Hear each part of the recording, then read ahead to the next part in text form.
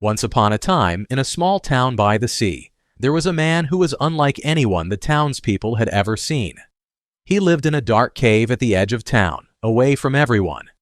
He didn't wear clothes and wandered around like a wild animal, shouting and screaming at the top of his lungs. His body was covered with chains, but no one could hold him down. He broke the chains as if they were made of paper. The townspeople were terrified of him, and for good reason. He wasn't the man they once knew. He had become someone else, someone completely lost. He was possessed by demons, and no one, not even the bravest of men, could help him. His mind was no longer his own. He was trapped, and the demons had taken over his body and soul. Before the demons took over, this man was just like everyone else.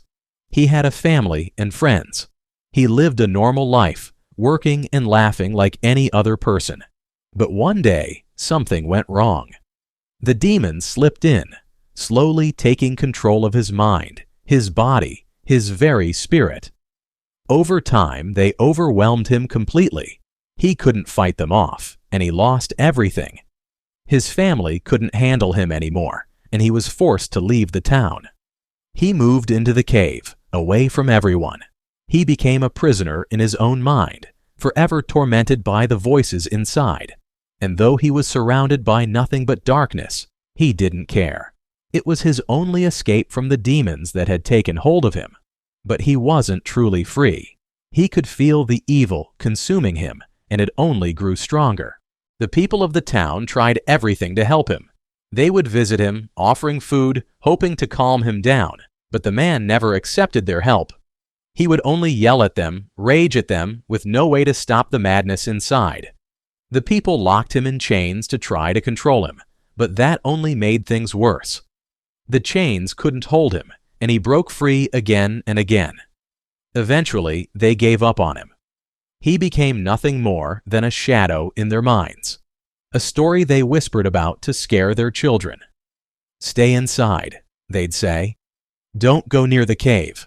That's where the madman lives." Then one day, something extraordinary happened. A man named Jesus arrived in the town. Jesus wasn't like anyone the people had ever met. He was known far and wide as a healer and teacher, a man who could perform miracles. His reputation had spread like wildfire, and everyone wondered if he could heal the sick, the blind, the broken. He had done so many miracles that people started to believe he could do the impossible. When Jesus stepped off the boat near the town, the demon-possessed man saw him from a distance. And that's when the demons inside him reacted. They knew who Jesus was. They knew what he could do. The man, driven by the demons, ran to Jesus, but not because he wanted to be healed. No, the demons had control. They wanted to fight. They wanted to challenge Jesus. As the man fell at Jesus' feet, he shouted at the top of his voice, "What do you want with me, Jesus, Son of the Most High God? Swear to God that you won't torture me." His words were filled with fear and anger. The demons knew their time was short. They had no power over Jesus, and they were terrified. Jesus stood calmly before him. "Come out of this man, you evil spirit," he said with authority, his voice unwavering. Then Jesus asked the man, "What is your name?" The man, his voice trembling with the power of the demons within, replied, "My name is Legion, for we are many." The demons were legion. There were so many inside him, it was as if they were an army, each one fighting to take control.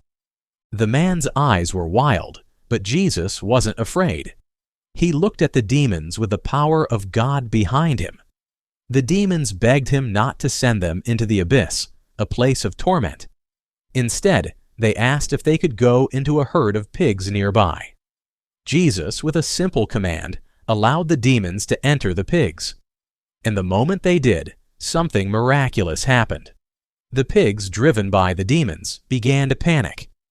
They charged down a steep hill and into the water below, where they drowned. The herd of pigs, once peaceful, was now completely lost, just like the man had been. When the townspeople heard the commotion, they rushed to see what had happened. They found the man sitting at Jesus' feet, calm and in his right mind. He wasn't the wild, uncontrollable person they had feared for so long. He was completely healed. The demons had left, and the man was restored.